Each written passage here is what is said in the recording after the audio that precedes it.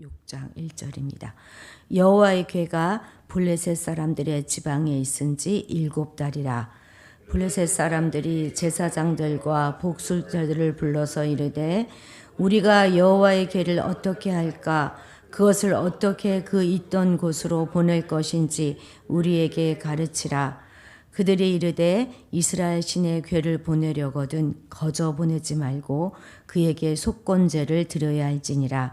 그리하면 병도 낫고 그의 손을 너희에게서 옮기지 아니하는 이유도 알리라 하니, 그들이 이르되 무엇으로 그에게 드릴 속건제를 삼을까 하니, 이르되 블레셋 사람의 방백의 수요대로 금독종 5과 금쥐 5마리라야 하리니 너희와 너희 통치자에게 내린 재앙이 같음이니라. 그러므로 너희는 너희의 독한 종기의 형상과 땅을 해롭게 하는 쥐의 형상을 만들어 이스라엘 신께 영광을 돌리라. 그가 혹 그의 손을 너희와 너희 신들과 너희 땅에서 가볍게 하실까 하노라.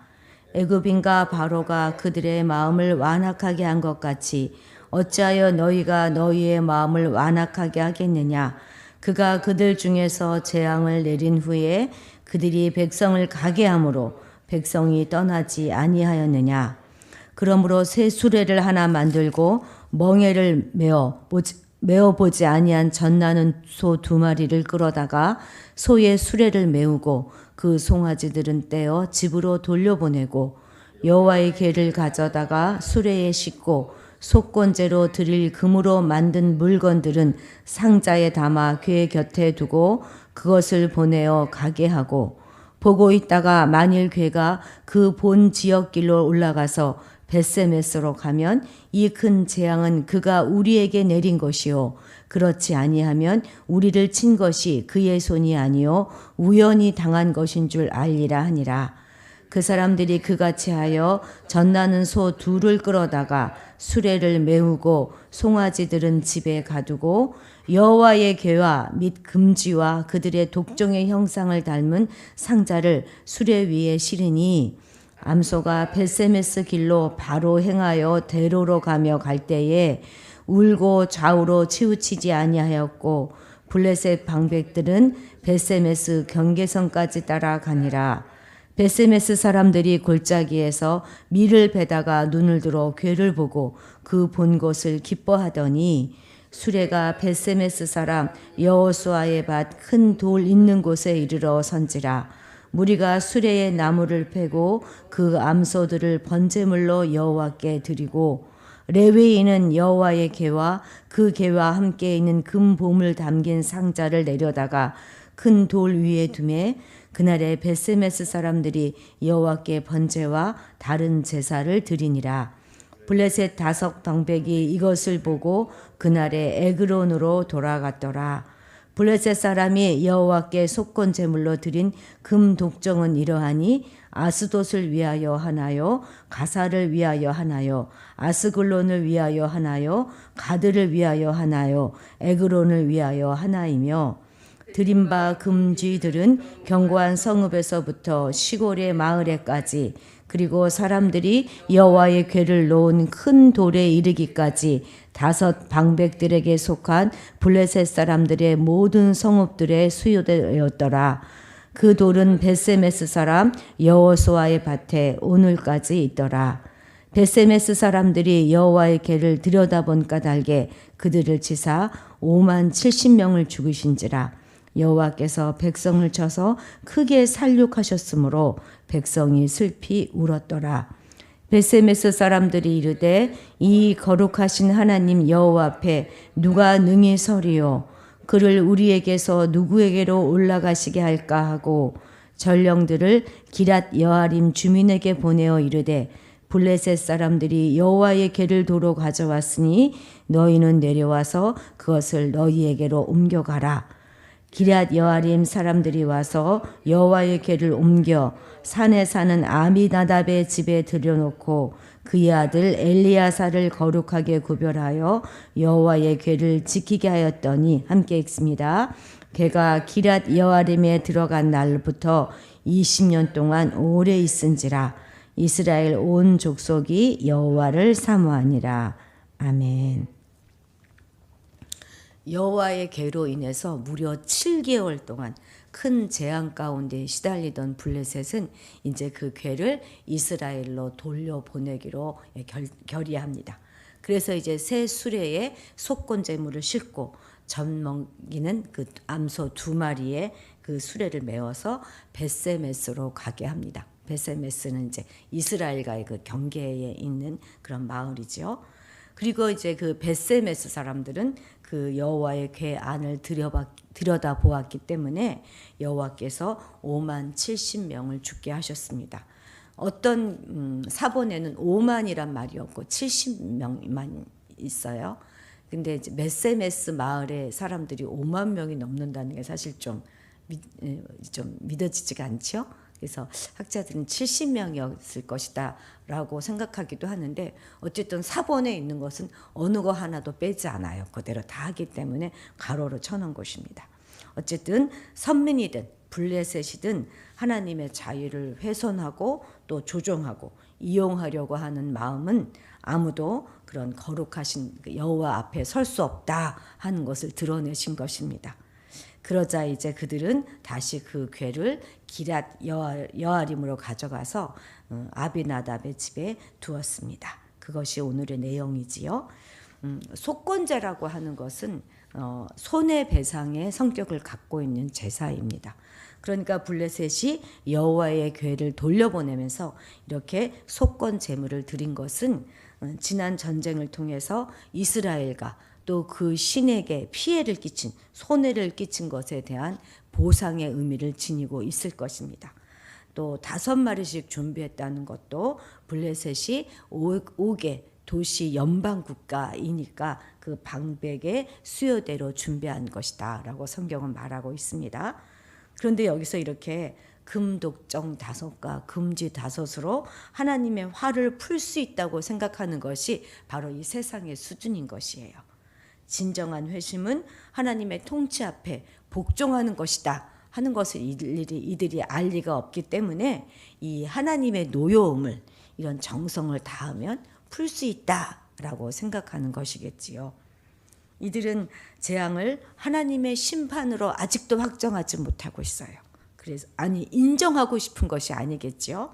그래서 암손은 이 본능에도 불구하고 벳세메스로 곧장 감으로 그것이 하나님의 손길이었다 하는 것을 드러냈음에도 불구하고 이들은 계속 시험하고 있는 것입니다. 16절 함께 읽겠습니다. 16절입니다. 시작. 블레셋 5 방백이 이것을 보고 그날에 에그론으로 돌아갔더라. 아멘. 이러한 이들의 모습은 얼핏 보면 자신의 패배를 인정하고 하나님이 전쟁의 승자였음을 인정하는 그런 모습인 것처럼 보입니다. 싹 돌아갔으니까. 인간적으로 보면 참 멋진 모습이지요. 자신의 패배를 아주 솔직히 인정할 줄 아는 그런 사람의 모습이니까 말입니다. 그러나 실상은 그와 정반대입니다. 그들이 만약 진정으로 자신의 패배를 인정했다면 그대로 에그론으로 돌아갈 것이 아니라 마음을 돌이켜서 하나님 앞으로 겸손히 나가야 했기 때문입니다. 이들에게는 참신이 누구인가 하는 것은 관심도 없어요. 그냥 지금 당장 처한 그 고통에서 벗어나기만 하면 땡큐인 것입니다. 이것은 조금 색다른 다른 시각으로 바라본다면 지금 벳세메스로 가는 이 2마리 암소와 블레셋 5 방백을 우화적으로 지금 비교하고 있는 것입니다. 성경은 끊임없이 2무리를 비교한다고 말씀드렸잖아요. 그러니까 벳세메스로 가는 2 암소들은 마치 자기의 길을 뚜벅뚜벅 걸어가는 사람들처럼 곧장 가는 걸로 그려지고 있습니다. 그런데 반면에 이렇게 벳세메스로 똑바로 가는 암소를 보고서도 진심으로 하나님 앞에 돌이킬 줄 몰랐던, 그래서 그냥 자기 길로 가고 말았던 이 블레셋 방백들은 한갓 미물보다도 더 어리석은 모습으로 그려지고 있는 것입니다. 그래서 성경은 존귀하나 이렇게 깨닫지 못하는 자는 멸망하는 짐승과 같다라고 말씀하고 있는 것입니다. 바로 이러한 사실들은 블레셋이 이스라엘보다 훨씬 강한 국력을 가지고 있음에도 불구하고 이들은 이 당시 철기 문명을 가지고 있었거든요. 그랬음에도 불구하고 훗날 하나님의 심판을 받아서 사라질 수밖에 없었던 이유가 되는 것입니다. 그러니까 하나님의 위대하심, 또 유일하신 하나님을 직접 목격하고 체험했으면서도 끝내 하나님 앞에 엎드릴 줄 몰랐던 이런 사람들이 맞이하는 것은 결국 멸망일 수밖에 없는 것이죠. 하나님의 영광을 목격하고 세상으로 돌아서는 자들은 아무리 그들이 조용하고 침묵하고 조용히 돌아섰을지라도 이들은 결코 복된 자들이 아닙니다. 그것은 용기 있는 모습도 또 솔직한 모습도 중용의 모습도 아닌 것이에요. 진정 용기 있는 자, 복된 자, 솔직한 자는 마음을 돌이켜서 하나님 앞에 부복하는 그런 자들입니다.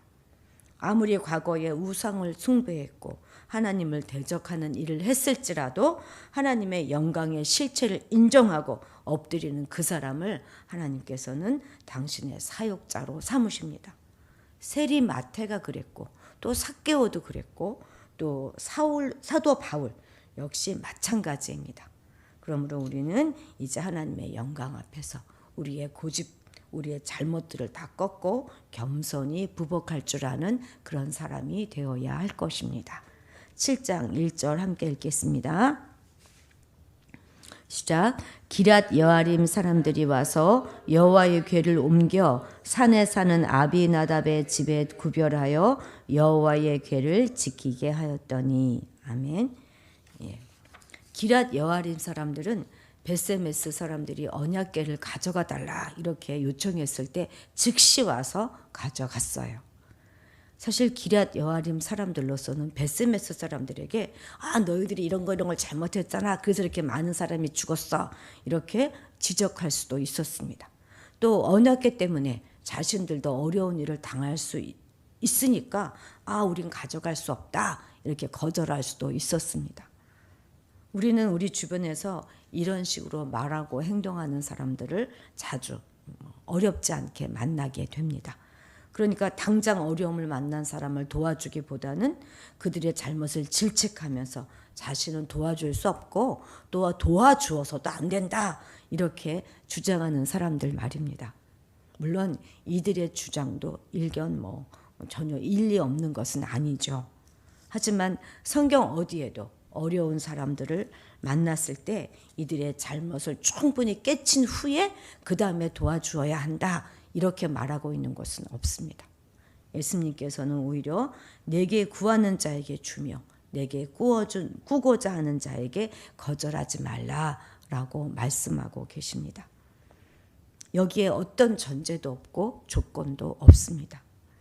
어떤 이유로 어려움을 만났건 어려움에 처한 사람을 도와주어서 당장의 그 어려움에서 벗어날 수 있도록 해주는 것이 성도의 본분임을 말씀하고 계시는 것입니다.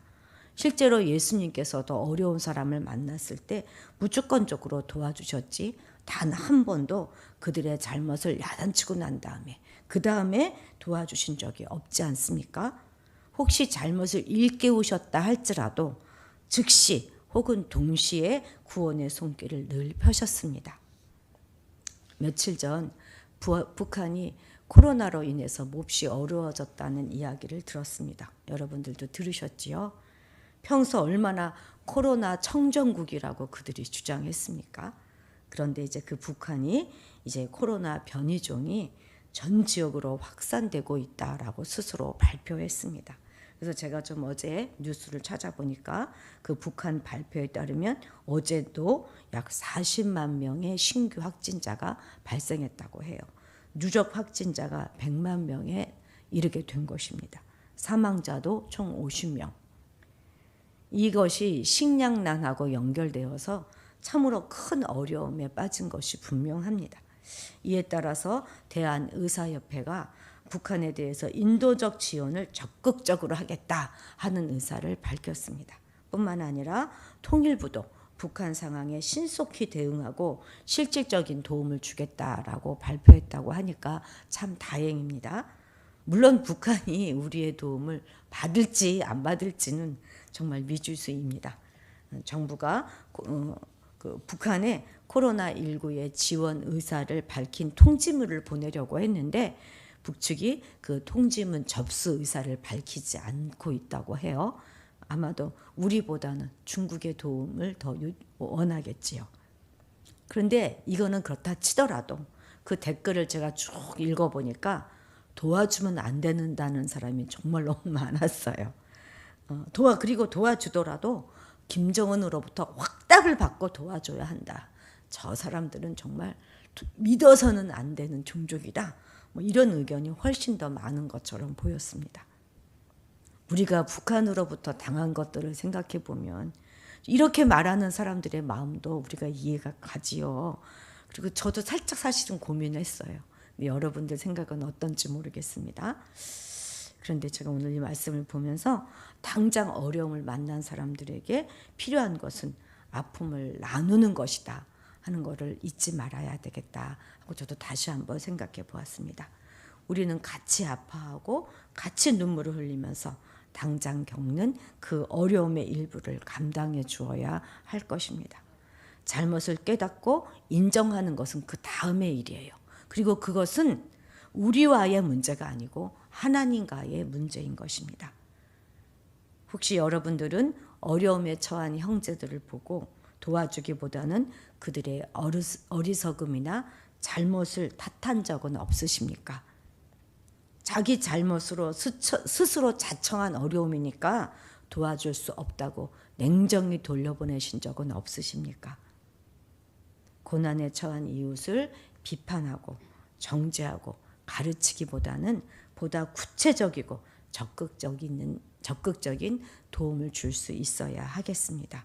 물론 허세로 말고 우리가 할 수 있는 범위 내에서 보다 적극적으로 뵙고 돕는 하루가 되기를 주의 이름으로 축복합니다.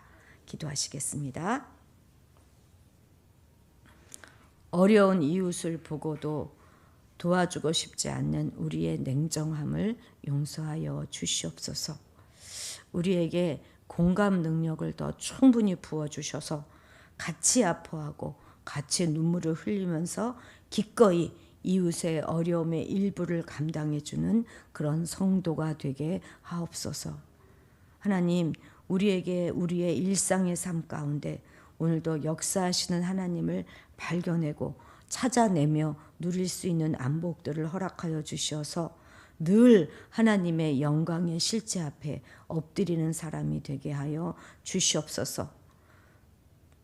존귀한 하나님의 형상을 입고도 멸망하는 짐승같이 살지 않도록 도와주시옵소서. 이제 하나님의 영광 앞에서 우리의 생각과 잘못을 꺾고 겸손히 엎드리는 그런 자의 삶을 살아갈 수 있도록 도와주시옵소서. 감사드리며 예수님의 이름으로 기도드렸습니다.